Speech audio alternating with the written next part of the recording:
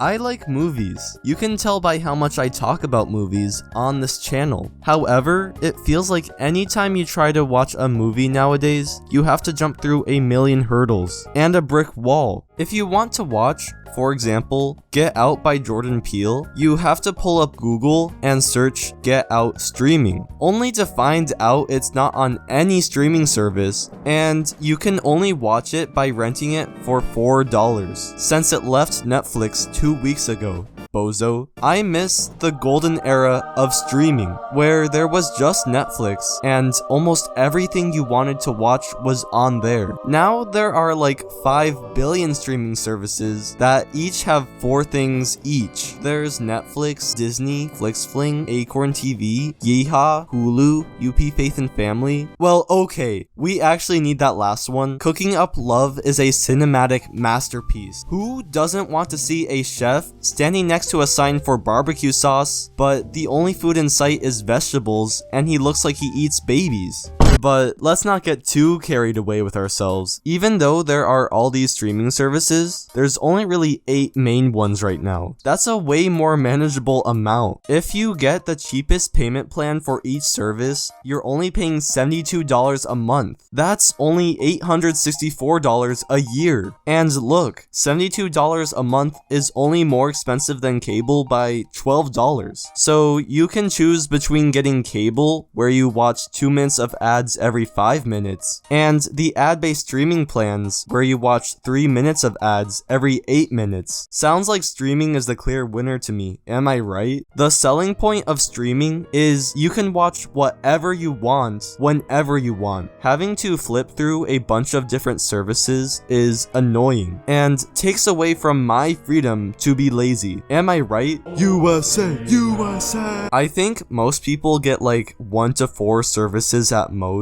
because even if you have all the money in the world, you're just never going to use more than that. There is just no way to justify paying for all these dang services. Not to even mention, most things aren't even on any service, and the only way to watch them is to rent it. If I'm paying for a couple of these services with my hard-earned money, and there's just stuff sitting in limbo somewhere. Why do these even exist? It doesn't help that the stuff that is on streaming is so spread out across multiple platforms that it's almost impossible to know where stuff is, or how long it will even stay there. I'm so glad I have Hulu so I can watch Zombieland 2, the sequel to Zombieland that came out 11 years after the original, and isn't even funny at all, while Zombieland 1 is on Tubi, which is completely free, with ads of course. But no one has Pride, Prejudice, and Zombies? Sometimes it feels like everything you want to watch you can't,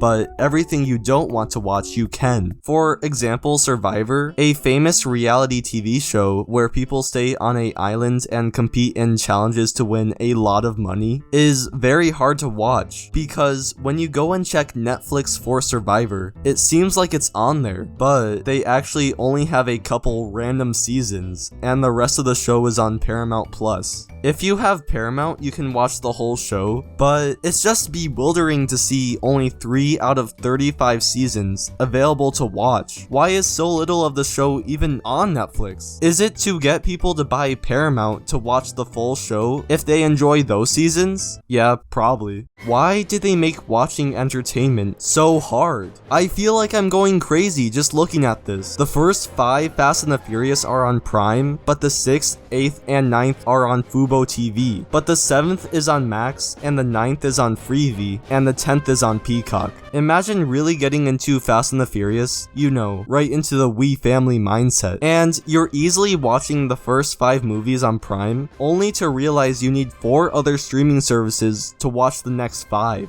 This isn't normal. It's a rabbit hole of insanity. Looper isn't on anything, but Dr. Pimple Popper is on everything. Mario's on Netflix, Sonic's on Paramount, but neither is in the Olympics. Into the Spider-Verse is on Fubo, but Across is on Netflix. Nick Cross is on the Colts, and the Colts just lost. And I lost my mind, but Lost is on Prime. Sigh. Wait, did I just say sigh? Streaming is frustrating. Anything can disappear from any service at any time. No show lasts more than a few seasons anymore, and more streaming services keep popping up. So, in conclusion, just pirate everything.